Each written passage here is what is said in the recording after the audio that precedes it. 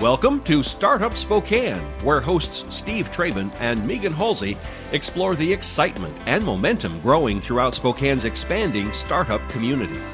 Startup Spokane is a joint effort between Greater Spokane Incorporated's Startup Spokane, our friends at Well Dressed Walrus, and Spokane Talks Online. Now, here are your hosts, Steve and Megan. Welcome to Startup Spokane on Spokane Talks Online, your podcast home for everything startup and entrepreneurship related in the Spokane region. I'm your host, Steve Traben, along with me, my sidekick, Megan Halsey. And as you know, Startup Spokane is a program of Greater Spokane Incorporated, and we're here to provide our region's story around entrepreneurship and educate you about the resources that exist in our ecosystem. Whether you're a native entrepreneur or looking to Spokane as that next great place to launch and grow your business, we hope that you'll participate in our podcasts and listen in to all the great information that we have in store for you. And Megan, with that, let's introduce our very special guest today.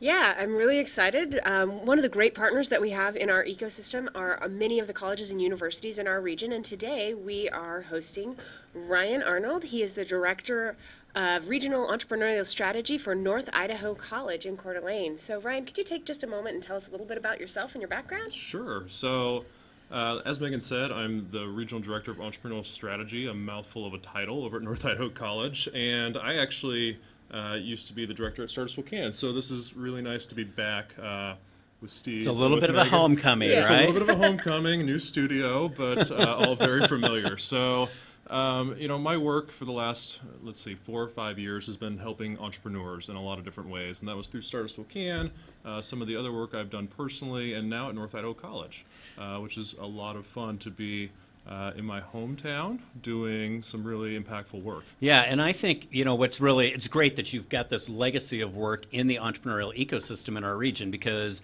you get it, you're passionate about it, and I think part of the great work that you're doing, and we're going to talk about here, Ryan, is you're really creating a seamless, there's no boundary between Eastern Washington and North Idaho, in my mind, right? We're working on that. Yeah. I mean, there's definitely two different communities. So, and I think we're all kind of respectful of that Spokane is a different community than Coeur d'Alene, and we have different needs, we have different personalities, but I think we all understand it does us better to work together, right? And that's easier said than done some days, but we're getting there. Good. Every day we're kind of weaving those threads together a little bit more. Yep, I think it's all work in progress, but let's take some time and help our listeners understand what great things you've done and you're doing with North Idaho College. And maybe you can kind of start before you arrived, kind of give the lay of the land and take us to current state. So, right now at North Idaho College, to give a little bit of background, we have an entrepreneurial certificate program, and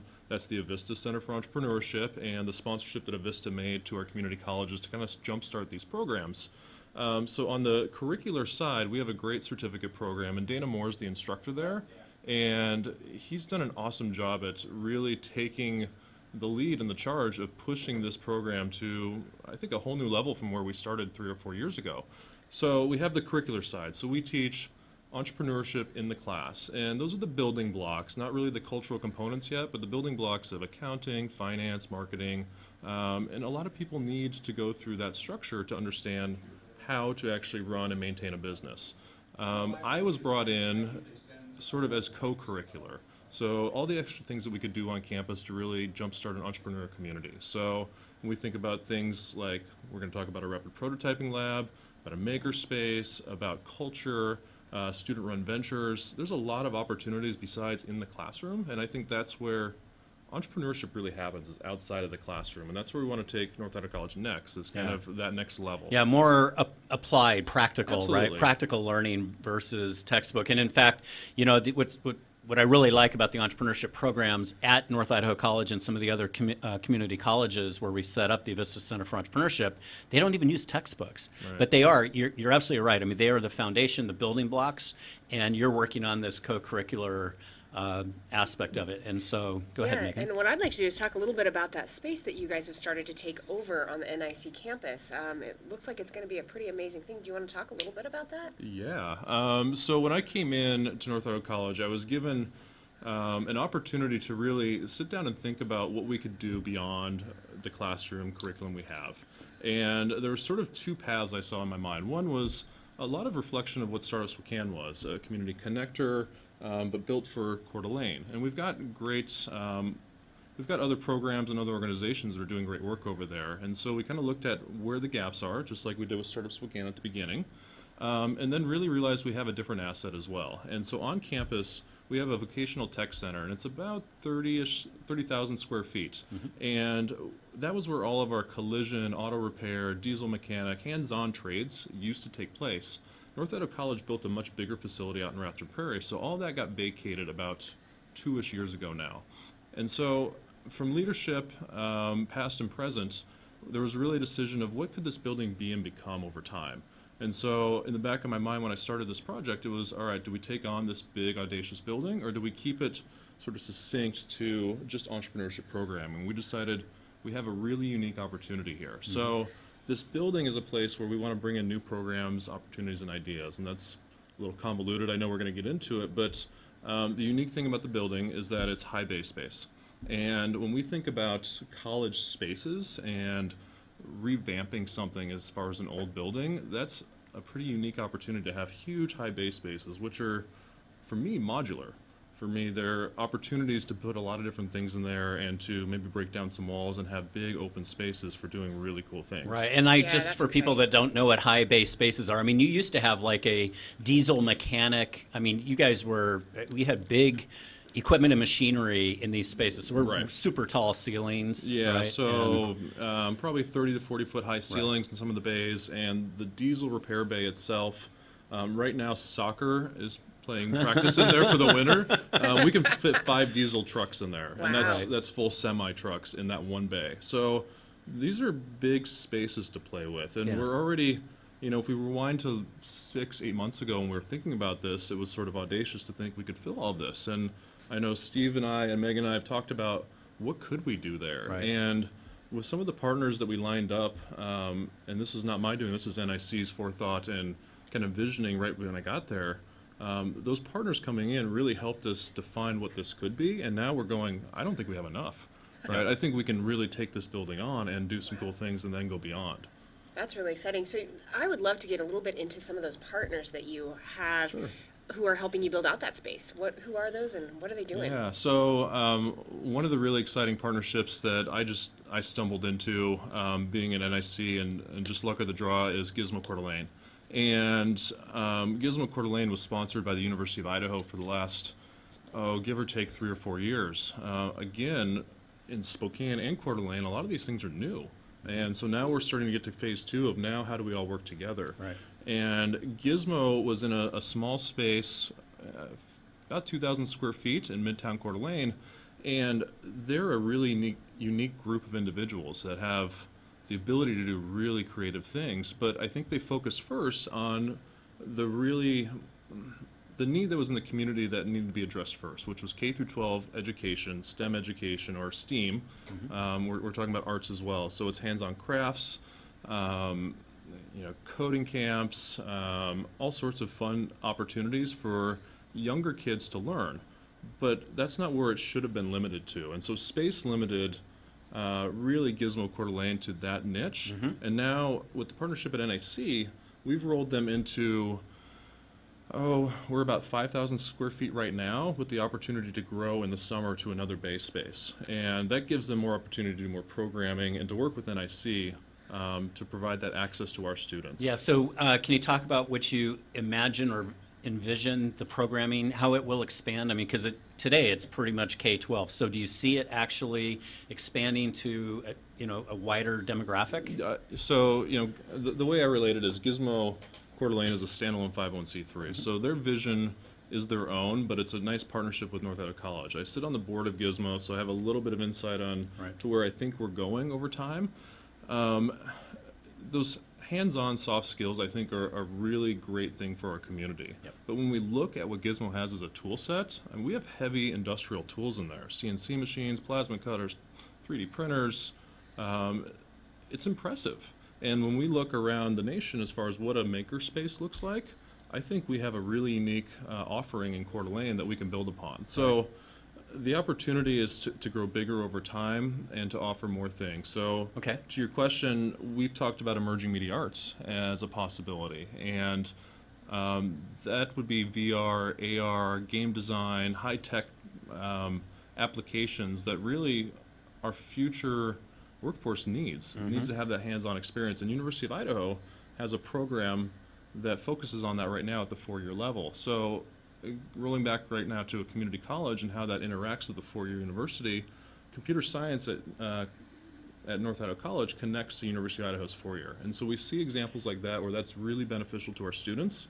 And so we're trying to see what else we could do in that high-tech space. Yeah, and so what I'm hearing and seeing as we've talked about this offline, Ryan, is that you're really creating an intersection between colleges, universities, between different disciplines within the college, right? So very Right. interdisciplinary. And so let's talk for just a couple minutes about kind of the connections, how the students are getting engaged in this process. Yeah, and I think, to give you the timeline of where we're at, Gizmo moved in January.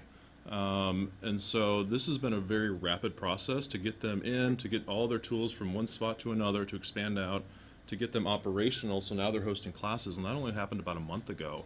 But now we're thinking about more and more and more. So it's fun to go that route, but it's also really interesting because we don't have the real definition yet. We're still working on what this will really look like. We know we have really cool tools. We have really talented people, and we know we have a need in the community for that interdiscipline education, that when we launch these students out into the workforce, they're going to need the ability to understand how to take risks and to solve problems that don't have answers in their textbook. And those are the things that I think Gizmo can provide, and that space is really in tune for. Yeah, and I know Gizmo is one partner of Right. several, and then there are a whole lot of other activities that you have planned for this 30,000 square feet location. And I think after our break, we're going to dive deeper into your Collab-Lab and rapid prototyping space. Yeah. 1 minute before we go to break, I mean, one of the unique attributes of this building is its location. And so just take 15 seconds and talk to our viewers about where this building is. It's by the beach, right? North Idaho College is a beautiful campus. We're downtown Coeur d'Alene. We are right by the beach, but it's also actually pivoted towards the community, so it's a nice access point, and that's one of the things I've pitched to internally to NIC is this is a unique opportunity where the community can access it very easily, which is not always a real example for a campus. No, but it's really super important when we're talking about the ecosystem. Right. We have so much more to talk about with Ryan Arnold, Director of Entrepreneurship Strategy for North Idaho College. Got it. Stay with us on Startup Spokane on Spokane Talks Online. We'll be right back. They say it takes a community to raise a family. It also takes one to build a business. I came to Spokane 12 years ago as a Whitworth student, and I planned to leave after graduation. But the more I got to know this community, the more I wanted to become a part of it. My husband and I have built our business in Spokane, and now we're raising our family here too. We operate a consulting company that provides creative business development strategies. Our approach is holistic and dependent on intentional connections and relationships. And no one understands connections and relationships better than GSI. They direct momentum towards investments in our community, provide resources that help business leaders connect, and they're dedicated and passionate about making Spokane great. GSI gives me the confidence to build my business here because they believe every organization, even a small one like mine, adds big value to our community. With GSI's help, Spokane will be a place my son will want to build his career too. I'm Eva Marquette, owner of Freshview. We're creating something greater with Greater Spokane Incorporated. Hi, this is Kurt Stockwell with Well Dressed Walrus. We are a local website design and development company here in Spokane. What we do is build beautiful, usable websites for local businesses. A website needs to be beautiful, it needs to be usable for your users, your customers, and yourself. Contact us anytime. We'd love to talk with you about your online marketing.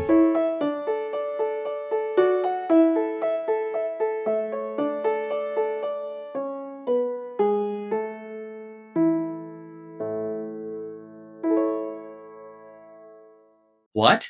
You haven't been to the library lately? Stop in today and see that the library is more than books. Spokane County Library District facilities feature on-site technology, including Wi-Fi, computers, and printers, as well as free use of meeting rooms. The Library District offers events and programs for all ages, from story times to career development and employer classes to Social Security workshops.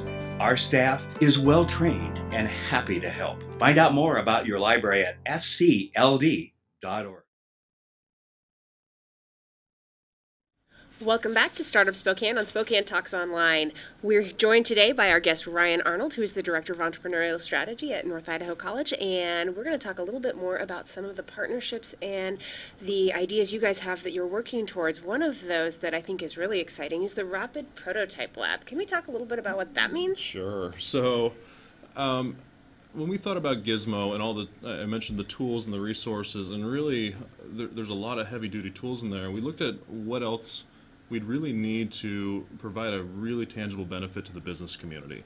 And again, looking at that high base space, that unique opportunity for us, what goes in there and what do we differentiate ourselves about in that space? And what we really think is that this is a place in the community where we can make things. And I think that's where we haven't seen that really been done yet in the Spokane or Coeur d'Alene community, an open access point where businesses can come in and make things. And when we think about what happens in NIC, it's always student focused first. So if we're building a rapid prototype lab, students need the ability to engage businesses. That's part of that experiential learning process. And so we're thinking about how can we bring businesses on campus that's beneficial to them and also beneficial to students. So a rapid prototype lab, this concept is the idea that if we can get a few more tools in this space, and this would be, high-end carbon fiber 3D printers, 5-axis water jet machines. There's some other tools out there that if we could get this together, I think we have an opportunity for businesses to really utilize NIC space. And this is sort of the cross point of workforce development, student education, business engagement that NIC is great at a community college level. So to kind of clarify up, we hope that 5 to 10 companies could actually utilize one of these base spaces over time, bring an idea in that they want to prototype. So this is not a place like an incubator where they sit there for 6, 10 months, a year and run their marketing and run their finances through.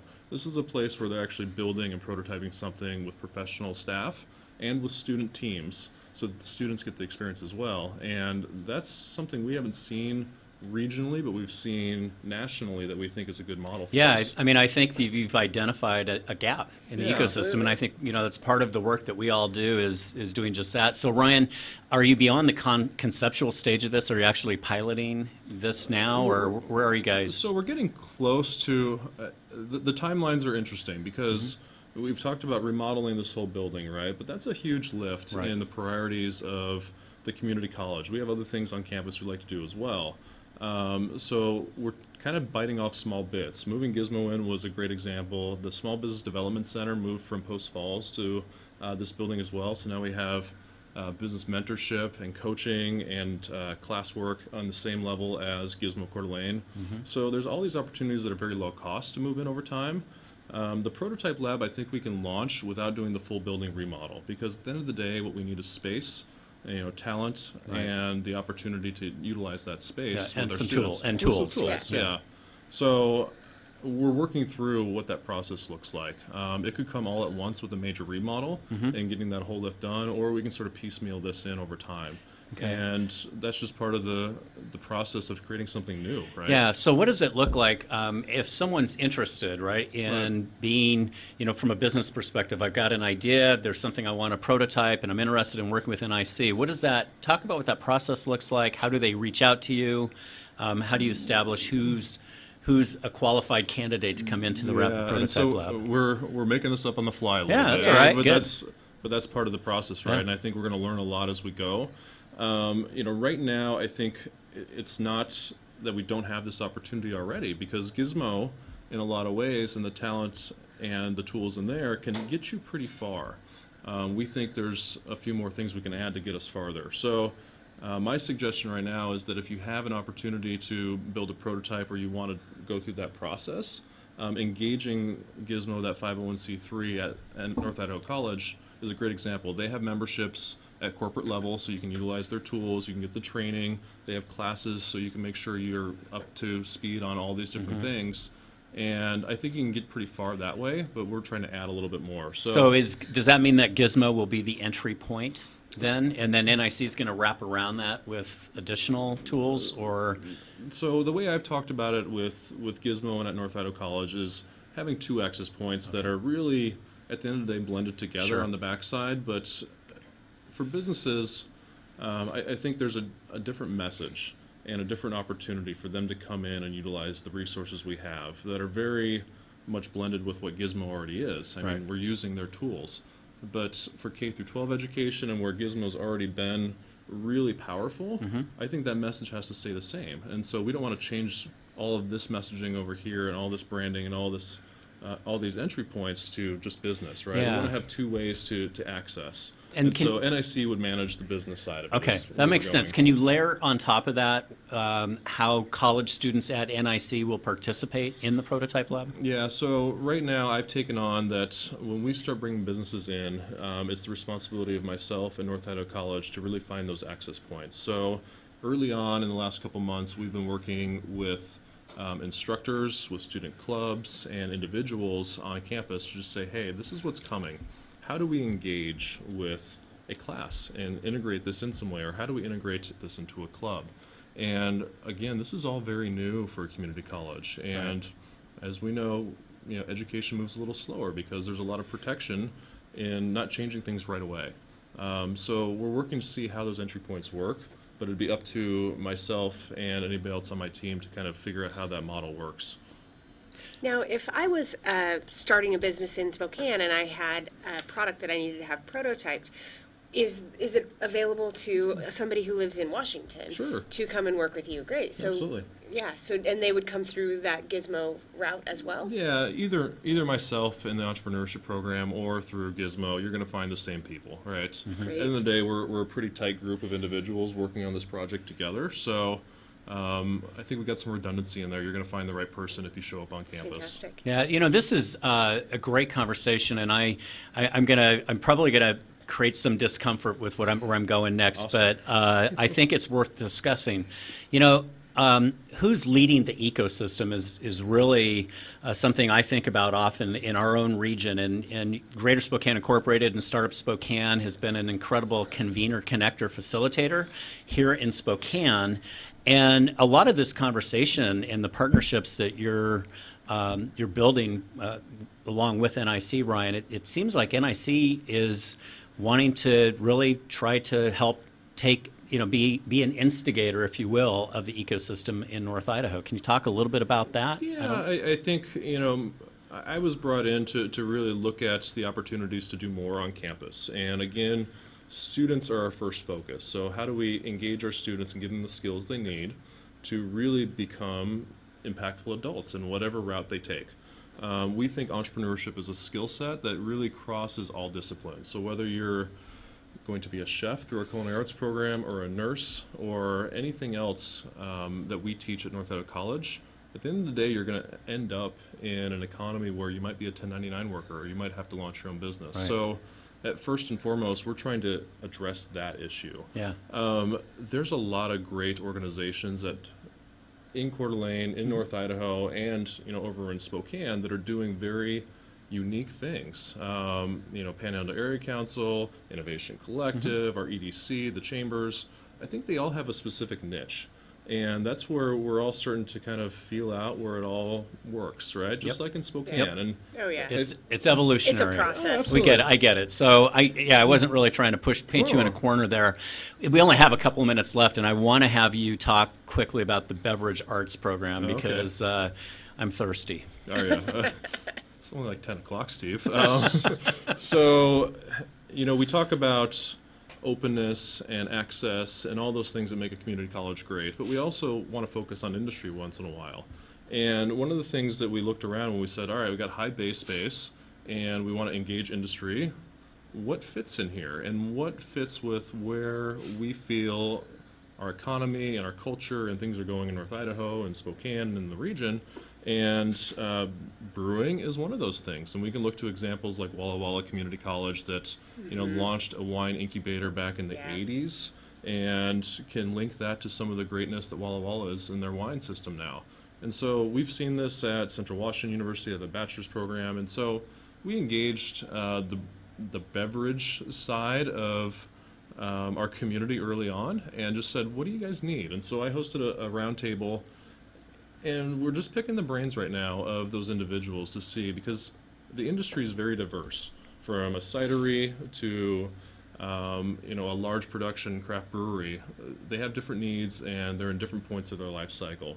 So I don't know where we're at exactly. Our space has sort of been eaten up by this creation and creativity and gizmo, but we're interested in how we can impact industry specifically, and that fits within the wheelhouse of NIC. So beverage arts could be something down the road, or it could be something with our partners out there as well.